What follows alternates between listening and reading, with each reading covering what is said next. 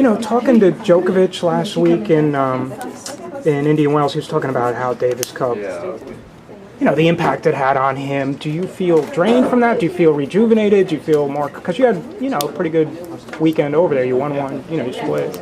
Yeah, I mean, I felt fine. Didn't really take anything out of me. It's easy to get excited for Davis Cup, and it was like it was the 5th week in a row, but I was fine and I was feeling good going to Indian Wells, and still feeling good.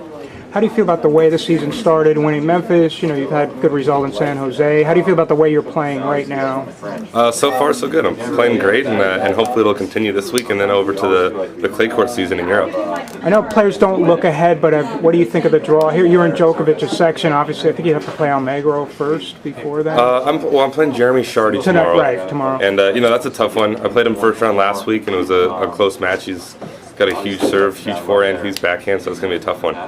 Just watching you develop, not only does your game seem more complete, but you move a lot better than I remembered when you came on. Or do you think that's a fallacy? Silic moves well, you move well, Del Potro moves well. Did you always have that, or have you done anything? I've always moved pretty well, but I've worked on it a lot. And I think all the guys who are 6'5", 6'6" now can move around the court. So it's it's not too surprising when you see a big guy who could get around the court pretty quickly.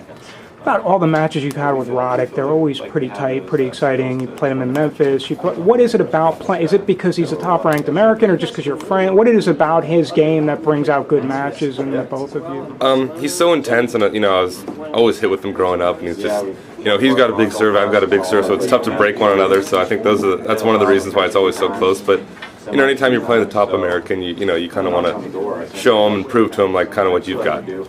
When that movie Unstrung came out, you were kind of like the guy at the end of the movie, and they didn't kind of pump you up as much, and you kind of skyrocketed past everything. Are you surprised how quickly you've come so far, or is it something you knew you could do? You just didn't have the junior experience of the other guys. No, a little bit. I didn't turn pro till I was 18, and I went up the rankings a little quicker than I thought. But I'm glad I did, and hopefully those other guys from the movie, the other 7, can kind of make a run here in the next couple of years. Did you watch it? What did you think of it? I've never sat down and watched the whole thing, but I've seen it on ESPN Classic or the Tennis Channel a couple times. It's an interesting movie, and I don't think they necessarily picked guys who are going to go pro. Well, they just picked the story, the best. Yeah, a lot of times, a lot of the guys they just pick stories. So made for a good movie. Last thing, what's your goal for this season, and then just for the future? You're 25 in the world now, and you've been almost in the top 20. What's the goal, basically? I haven't really put a number, a ranking. I haven't set a ranking goal, but I definitely like to give myself a shot to end the year in the top 10 later in the year, and I just want to keep improving with my serve and movement and backhand, and I want to play more aggressively on big points, and I just mainly want to work on my game rather than my ranking. Last thing, most unusual experience or bizarre match or match experience you've had? Gosh.